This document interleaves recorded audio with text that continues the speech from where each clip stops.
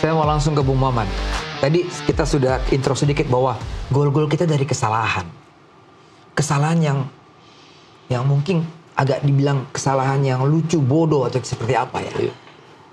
Ini sebagai pemain dengan event yang kelas dunia seperti ini, kesalahan kecil sekalipun kita dihukum, Bung Rob. Betul. Sudah ada VAR sekarang. Gimana Anda melihatnya ini? Sebagai pemain ya? Sebagai pemain, ketika kita berada di pertandingan yang penting, kita harus punya fokus, konsentrasi yang cukup tinggi gitu. Dan ini kelasnya udah Piala Dunia. Kita harus lebih fokus, lebih konsentrasi. Terus kemudian juga mungkin sedikit kita harus menghilangkan kebiasaan-kebiasaan buruk kita di liga seperti seperti sedikit menarik atau jahil sama pemain lawan yang apalagi sekarang dengan adanya VAR semuanya udah bisa kelihatan, dan kalau kita melakukan kesalahan yang sedikit bodoh akan terlihat gitu. Kalau menarik di luar kotak penalti atau jauh dari kotak penalti mungkin nggak fatal, Iya, betul. Itu juga dilakukan oleh banyak pemain top. Pemain Arab pun melakukan seperti begitu. Tapi sekarang kan di dalam kotak penalti dan tidak ada yang membahayakan posisi ketika itu. Karena orang yang dekat dengan Firas Alburaikan itu ada Kevin Dix di depan. Yakob sudah ketinggalan. Di depan Yakob ada Kevin Dix. Jadi dan bola itu nggak diarahkan berhadapan dengan Firas Alburaikan. Itu umpan agak jauh. Jadi nggak boleh terjadi sebenarnya itu. Nggak perlu. Tapi itu kayak jahil gitu apa. Tapi kadang menarik gitu. Kadang di VAR ini ada sedikit apa yang membuat saya melihat VAR ini kadang ada sentuhan yang terlihat itu misalkan hanya menarik sedikit aja, tapi di tayangan ulang itu kan diperlambat. Jadi seolah-olah tarikannya agak sedikit ini. Ini kadang ada sedikit yang bikin penglihatan saya sebagai mantan pemain melihat VAR ini kadang suka ada sedikit ini ya penilaian Triknya berbeda. seperti apa?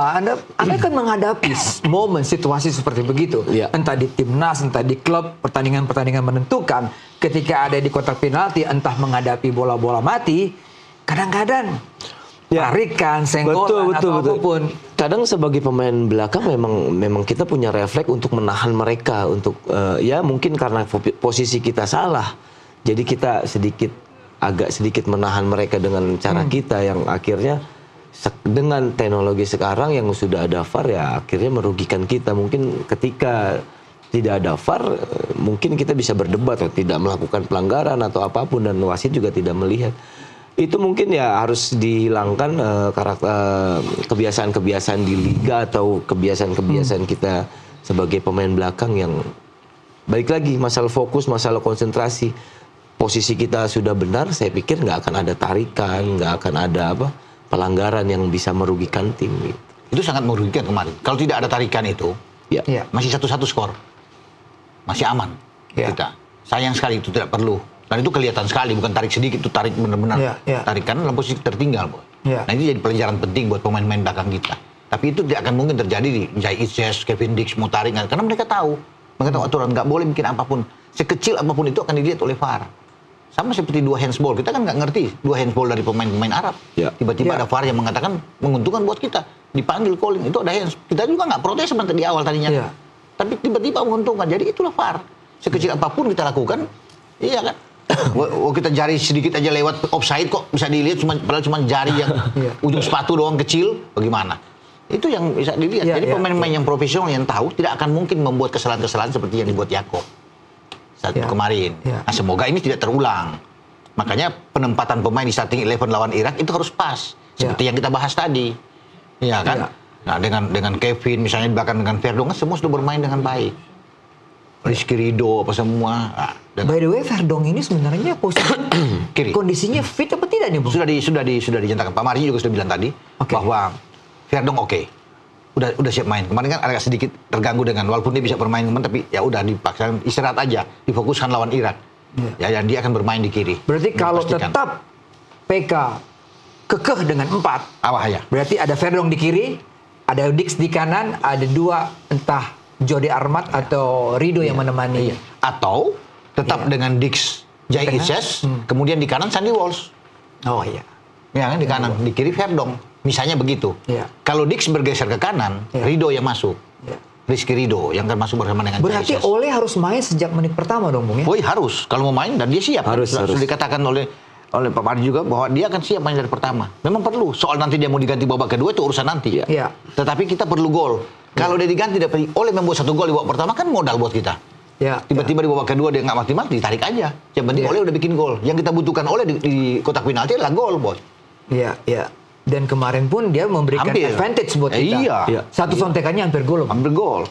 Iya. Dan bagaimana dia tekan pemain-pemain Arab waktu itu kan menghasilkan penalti kan? Itu karena Dan Ole. pemain Irak tidak familiar dengan Ole. Tidak, karena Ole nggak ada kan, termasuk dengan Miliano kan, dia tidak ada gitu. Kalau Ragnar mereka tahu karena bermain Ragnar kan di Jakarta. Tapi Ole nggak, Miliano nggak, Joy Pelupesi nggak. Apa yang membayangkan pertarungan di lini tengah? Tadi kita sebut 5 pemain Irak ini kuat di tengah. Nggak usah takut bos saya, karena di Jakarta pun dengan Nathan Cho dan Tom kan, dengan Sandi bersama Said Dinamo oke. Kita masih babak pertama masih 0-0 dengan mereka. Jadi saya pikir nggak usah perlu. Memang mereka pemain yang kuat, pemain yang bagus. Tetapi kan kita punya kualitas pemain yang bagus yang bermain di Eropa. Kalau bisa Joe Pelupesi bermain di Belgia. Lebih komplit sekarang. Iya, jadi lebih komplit. Jadi nggak usah ini. Dan Tom Haya kan tahu sebagai pemain pernah menghadapi Bayes, Iqbal, iya kan Osama semua dia pernah menghadapi. Jadi dia sebenarnya tahu. Makanya jangan sampai misalnya Haya lagi cadangan, main 20 menit babak kedua, blunder lagi. Tapi ada surprise lihat Martin Paes kemarin.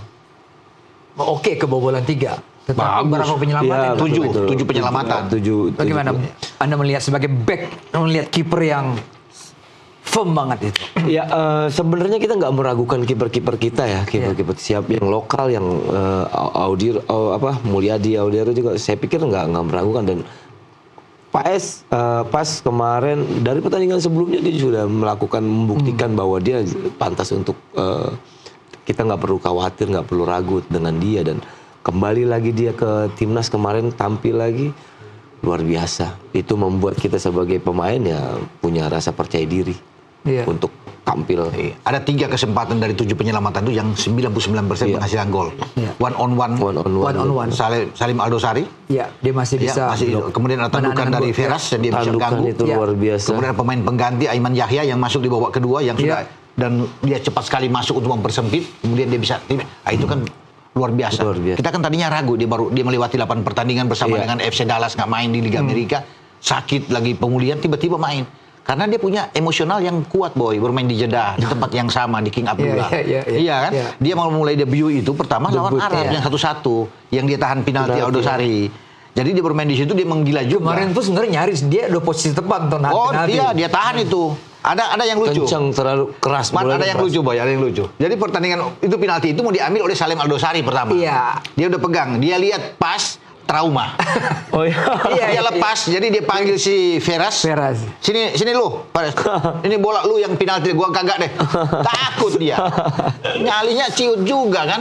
Itu pun hampir gagal. Veras juga tembak itu kan dapat, cuma karena kuat bolanya. Karena keras masuk. Jadi Paes bagus, antisipasinya bagus. Itu yang lucu. Salim juga takut, Bos, untuk ambil penalti. Padahal dia kapten bagus terus, positioningnya bagus. Ya, karena itu pertandingannya menentukan. Saya pikir seorang bintang pun dia trauma. Kalau dia gagal lagi, hancur. Kalau gagal penalti itu hancur itu. Bisa draw pertandingan. Karena kalau draw lebih kalah mereka, lebih gawat karena Irak kan terakhir.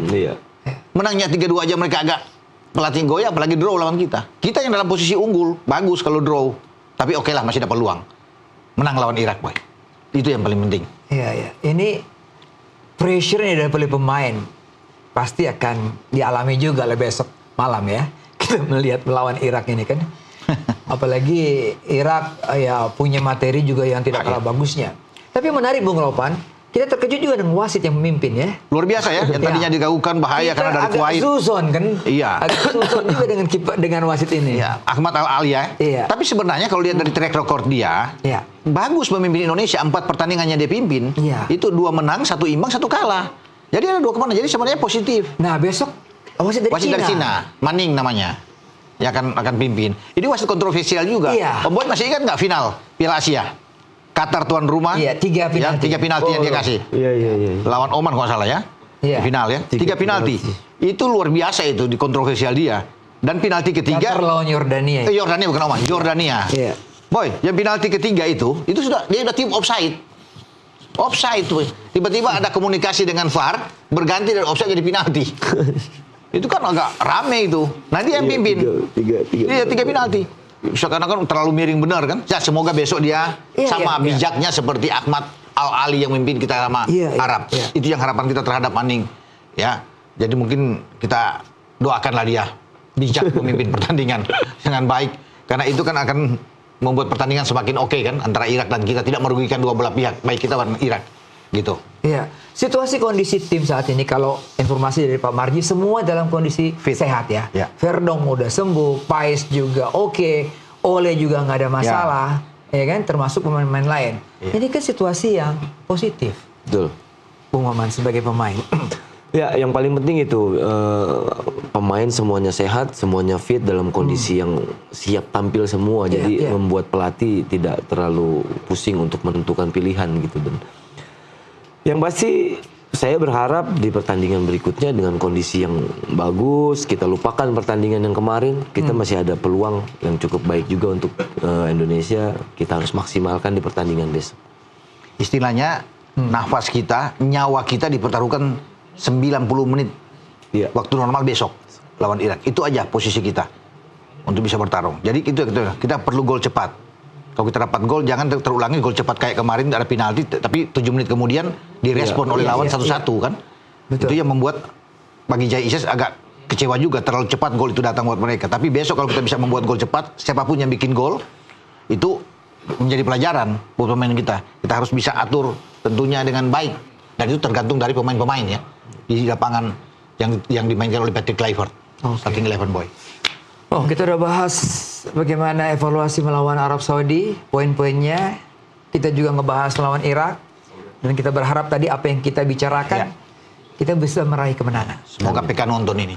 Kita bicara 1-0, 2-0 ya kan, semangat buat kita. Siap. Dan kita berharap Irak juga mampu ya. Kalahin Arab Saudi. Itu yang kita tunggu. Terima kasih Bung Ropan, Bung Muhammad. Sama-sama. Siap. Usaha pembicaraan kita tunggu nanti hasilnya, dan kita tetap dukung Timnas. Kita doakan Timnas untuk mencapai hasil yang bagus. Kita meraih kemenangan atas Irak. Sampai jumpa minggu depan.